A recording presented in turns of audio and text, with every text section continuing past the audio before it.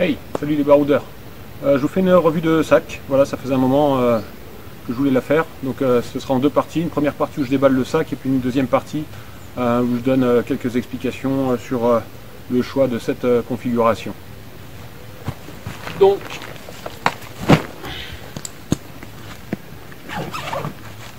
commencer. J'utilise en tapis de sol, double couverture de survie réutilisable. Ça fait une très bonne protection. Et puis en conditions difficiles, ça peut toujours être utile à mettre sur soi. En partant du bas, j'ai le tarp, la paracorde, les sardines, sac de couchage, matelas gonflable, sursac de couchage, le hamac, pantalon de pluie, des claquettes pour le soir. Donc ça vient dans l'ordre en fait. J'ai le tapis de sol, le hamac, le tarp. Donc dès que j'ouvre, je monte le tarp, je le tapis de sol avec, je mets le tapis de sol en dessous. Je garde les chaussures si je dois planter les sardines. Dès que ça c'est fait, j'enlève les chaussures et je mets les claquettes. Tout ça, ça vient d'en bas. On va mettre ça par là dans les accessoires, les claquettes. Des vêtements, toujours dans des poches individuelles, propres. Des vêtements sales, une doudoune, un liner qui va avec le duvet, veste de pluie, donc tac tac, ça, vêtements de pluie, nécessaire de toilette, serviette microfibre, bassine, dentifrice, brosse à dents, un rasoir, des lingettes si jamais c'est une période où il n'y a pas d'eau pour se laver. Donc c'est toujours avoir un minimum d'hygiène intime. J'ai une crème de massage pour les pieds qui est là depuis X temps. Et en ce moment là, j'ai trouvé une petite boîte. Je suis en train de tester le savon râpé que j'avais déjà testé avant. Cette fois-ci je l'ai mis dans une boîte.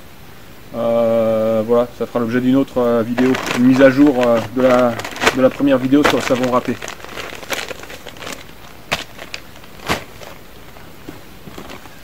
La trousse à pharmacie, ça fera l'objet d'une vidéo spécifique également. Là elle est un peu grosse parce que justement en prévision de cette vidéo, j'ai plein de choses que j'emmène pas nécessairement.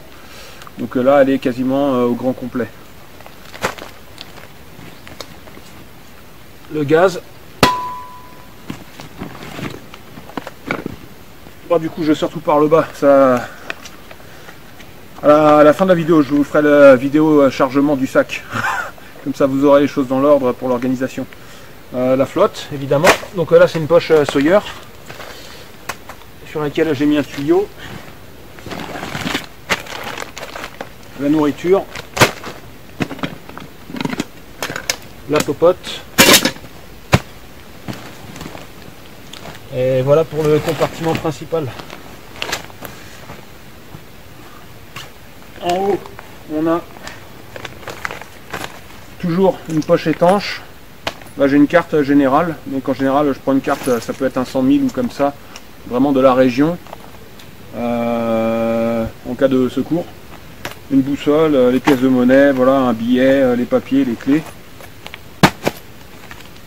La carte, normalement, elle est coincée ici, mais bon, là, pour la vidéo, c'est sa place.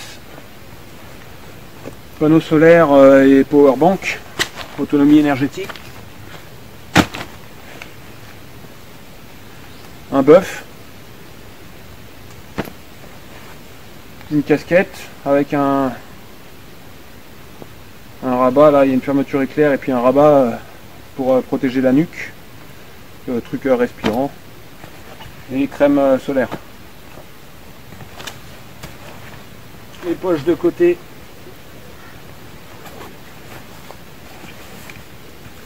un couvre-sac pour le sac à dos.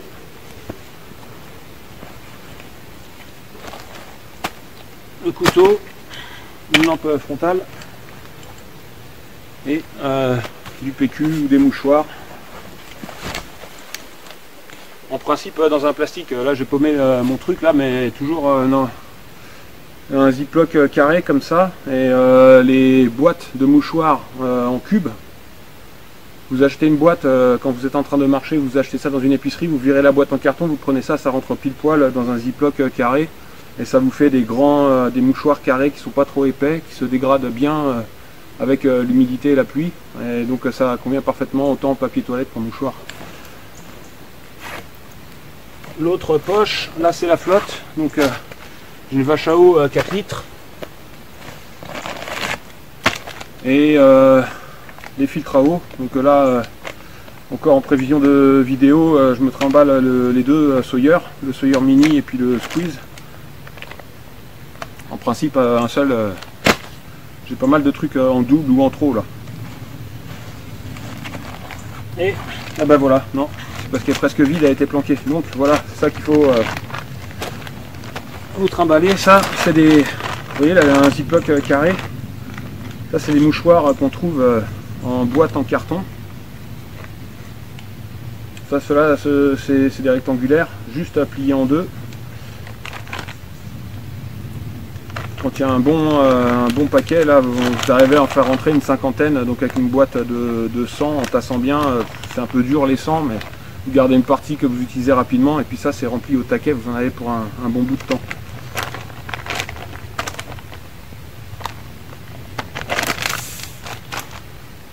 Voilà, donc il se met à pleuvoir, donc je vous ferai les explications une prochaine fois, et là je vous montre comment on remballe, comment je remballe le sac en tout cas, l'ordre et l'organisation dans le sac. Il y avait, oui bien sûr, les deux bâtons de randonnée également. Donc, organisation du sac, on part d'en bas, je pousse tout ça, on va faire de la place. Il y a du bazar un peu là-dedans, de la saleté.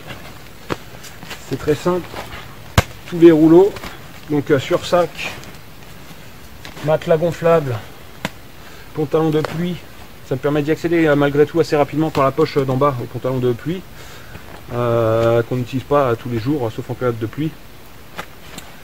Le hamac, le liner qui vient aussi juste un peu au-dessus, la doudoune. Hop, tout ça, ça fait le dos du sac. C'est des choses qui sont lourdes, qui ont une forme compacte qu'on peut mettre. Donc on se retrouve vraiment avec le poids sur les reins. Sachant que je le mets pas, je laisse une partie là, vraiment le bas du sac. Vous voyez, il est ici. Ici. Donc là, je laisse une partie. Il y a le tarp qui va venir là. Donc là, ensuite, le tarp et les claquettes du billet. Les claquettes que je mets en général sur le fond.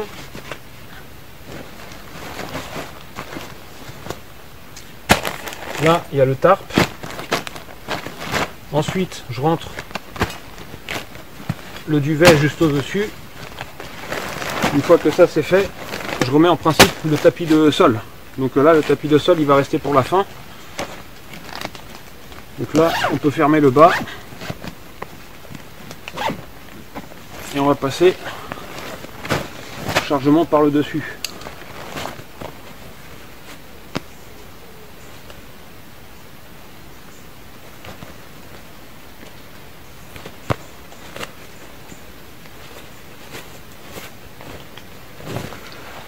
Donc par le bas, quand le tarp est monté, que le duvet est en place, le matelas gonflable, etc. on est installé, qu'est-ce qu'on a besoin le matin? Les vêtements. Donc la suite, c'est les vêtements propres. Ah, vous voyez là, ça crachouille, hein. Bon, il ne pleut pas des cordes, donc c'est pour ça que je m'inquiète pas. Tout est emballé individuellement, donc malgré que je termine cette vidéo sous du petit crachin, mes trucs sont secs malgré tout. Ça amène un peu d'humidité dans le sac, mais ça va, il n'y a pas d'inquiétude. Donc ça c'est extrêmement important, tout emballé par module, vous avez vu, tout est dans des ziplocs, même si le sac tombe à l'eau, si je tombe à l'eau en traversant une rivière, a priori, si je prends pas un bain, si j'en profite pas pour nager, tout reste au sec. Ça c'est extrêmement important. C'est ce qui vous permet aussi de garder un moral fort sous la pluie. Donc les vêtements c'est fait. Trousse de toilette, puisque du coup ça suit le matin ou le soir, il y a la douche qui va avec, on se change à ce moment-là, etc. Donc c'est dans l'ordre d'usage. Donc après c'est un jeu de briques, hein, c'est tassé, faut ranger les places vides, et toujours en concentrant le poids vers le dos du sac, et en mettant la partie légère vers l'extérieur.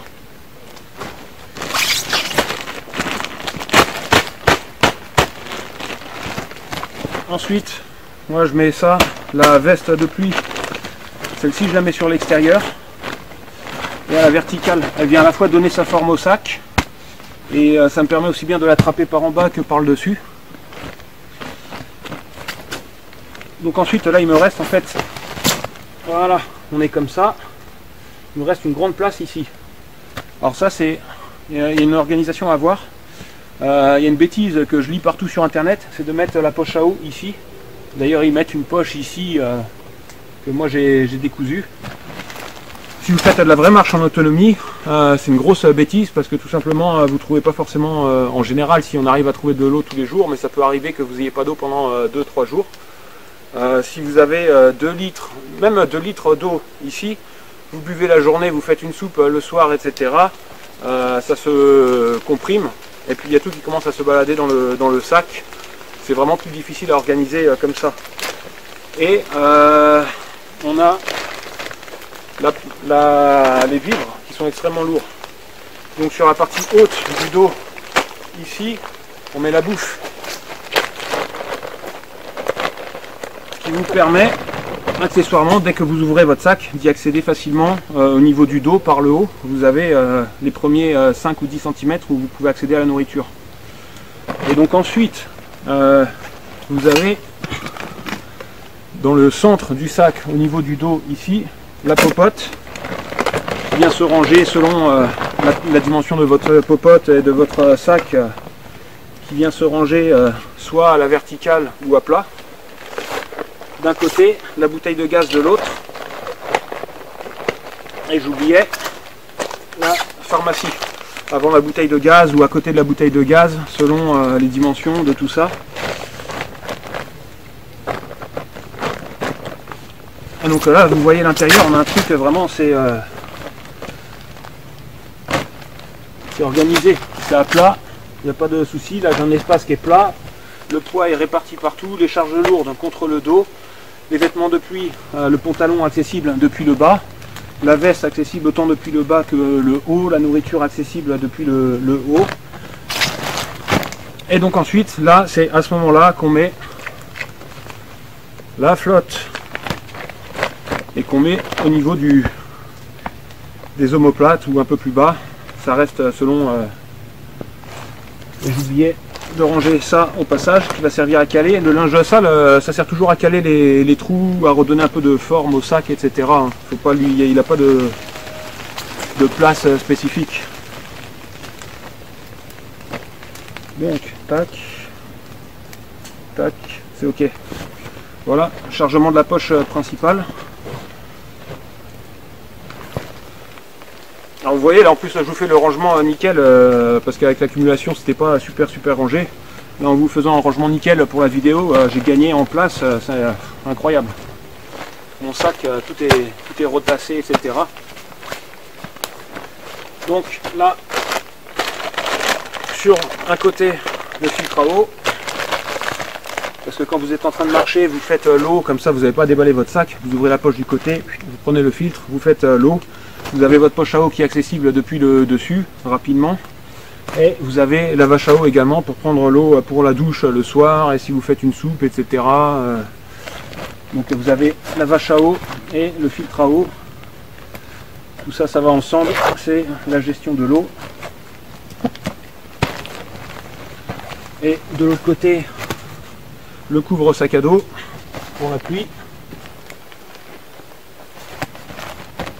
Et les accessoires, couteau, lampe frontale et papier toilette. Éventuellement même la crème solaire, hein, ça peut se ranger là aussi. Crème solaire, ce que vous voulez. Donc là les poches des côtés sont faites.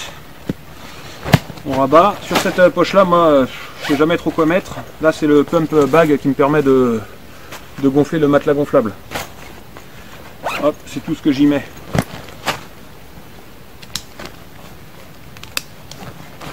Et donc sur le dessus, je remets poche étanche, panneau solaire, 3 parties. Alors ça c'est le 19 watts, j'ai aussi un 24 watts. Et j'ai un powerbank 20 000 mAh pour la vraie autonomie. Là c'est parce que je fais des vidéos, donc j'ai besoin de beaucoup de batterie.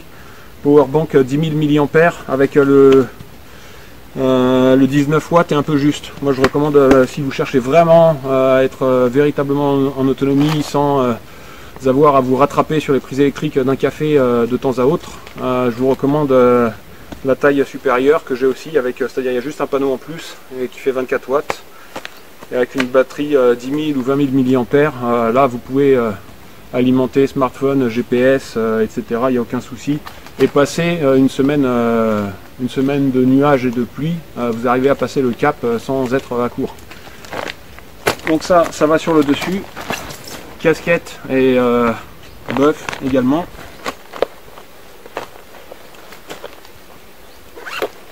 Hop, ah, j'oubliais la carte. Elle n'est pas protégée, là c'est serrurière, les nouvelles cartes plastiques de l'hygiène, indéchirables et qui se défont pas avec la flotte, quoi. C'est du plastoc, c'est pas mal. Hop. On remet les bâtons.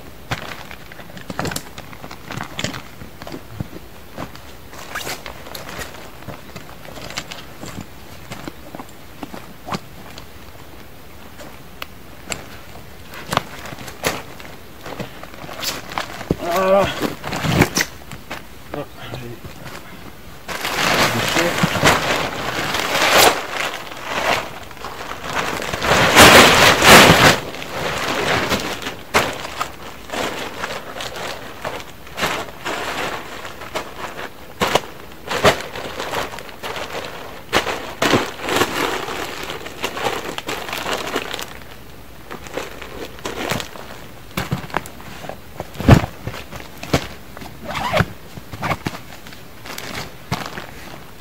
Donc là aussi, moi je suis pas adepte des trucs accrochés à l'extérieur du sac. J'ai déjà marché avec des mecs qui avaient des trucs à l'extérieur du sac et qui ont dû faire du stop pour rechercher leur tente. Parce que, aussi inimaginable que ça puisse paraître, parfois avec la fatigue, effectivement, même une tente, on s'aperçoit pas que la tente est tombée du sac ou qu'on l'a oubliée.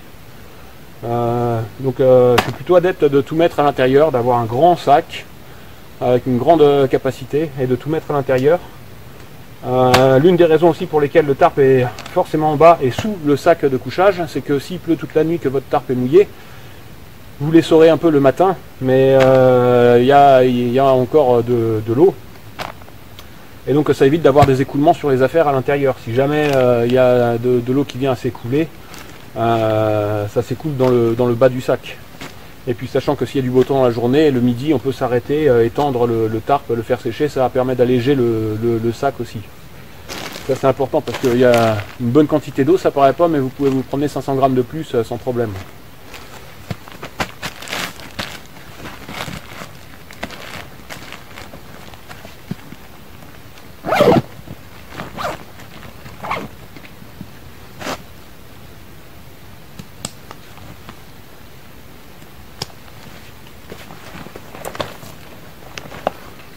Voilà, la revue est faite, il pleut pas trop, je regarde si la vidéo tourne toujours.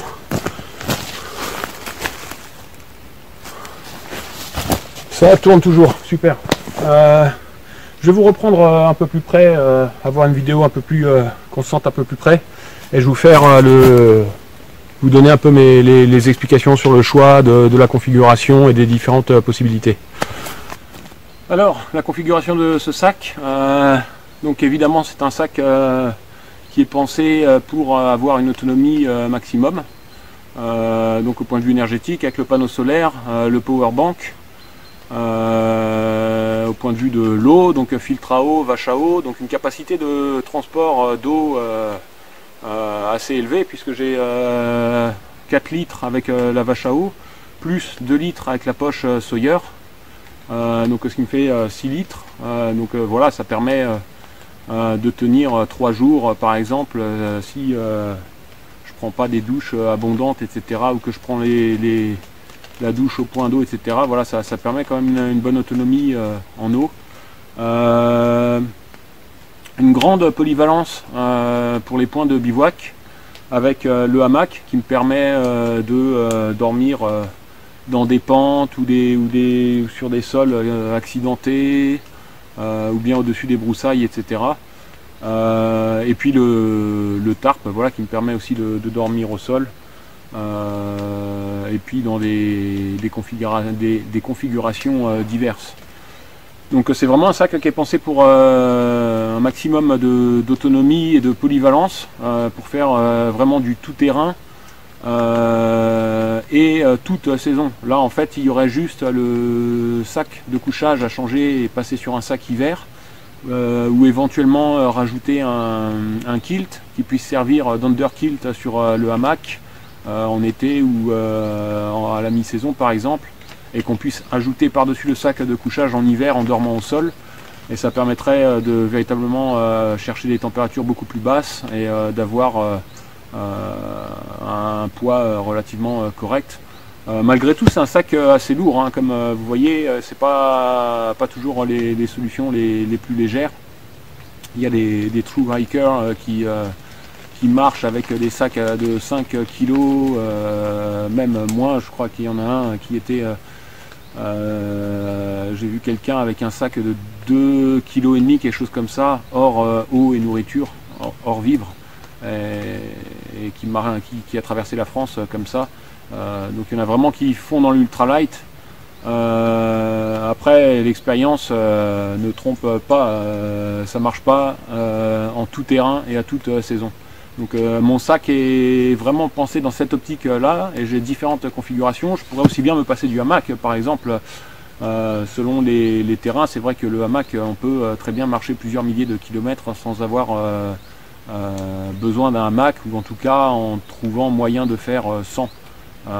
Donc il y a vraiment des possibilités de faire plus léger. Après c'est une polyvalence, un confort, voilà, c'est en échange d'un poids supplémentaire.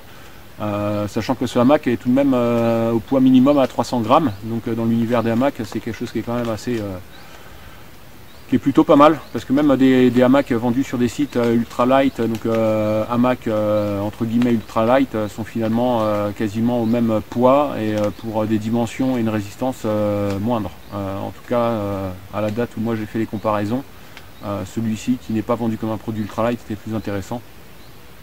Bon, enfin tout additionné, voilà, on a beau prendre des produits même qui peuvent être ultralight, si on en prend 50 000 pour s'adapter à toutes les situations, on peut se retrouver avec un sac de 20 kg encore, quoi. Là le sac en l'état tel que je vous l'ai montré, il doit faire 14-15 kg selon, après avec la nourriture et l'eau ça peut aller chercher 18 kg, hein. Ça bien sûr y a pas de, c'est évident. Voilà, après que vous dire d'autre, point de vue équipement, ouais, tout peut être allégé en fin de compte. Après, en allant chercher un sac sur d'autres matériaux, en changeant le tarp pour un tarp plus light, puisque là c'est un modèle militaire qui est relativement lourd, c'est aux alentours de 700 grammes. Donc sur un tarp en 3 par 3, on peut trouver des tarps à 500 grammes, voire moins si on prend des toiles en 20 deniers. Après il y a les fonctionnalités et la longévité, c'est-à-dire que prendre de l'ultralight mais qu'on doit changer tous les 3 mois quand on fait de la marche au long cours, c'est pas, j'appelle pas ça être autonome. Enfin c'est une autonomie mais qui est relative, on est beaucoup plus limité, quoi. Ça demande un budget absolument énorme. Donc c'est un sac qui est, voilà, à la fois une recherche de compromis pour de l'autonomie, de la polyvalence, un maximum de longévité, donc un petit budget et un poids qui soit pas non plus trop énorme, un poids qui reste correct. Voilà. Bah, sur ce, je vous dis à une prochaine vidéo. J'espère que cette revue vous a plu. Si vous avez des questions, n'hésitez pas à les poster en commentaire, à les poser en commentaire. j'y répondrai avec plaisir. Puis je pense aussi faire une revue de sac pour un sac adapté pour Compostelle, pour faire le chemin de Compostelle en bivouac dans son intégralité. Donc pareil en autonomie, etc. Puisque c'était ma première expérience de marche au long cours. Du coup ça sera sympa de faire une petite vidéo là-dessus pour ceux que ça intéresse. Donc voilà, je vous dis à une prochaine. Salut!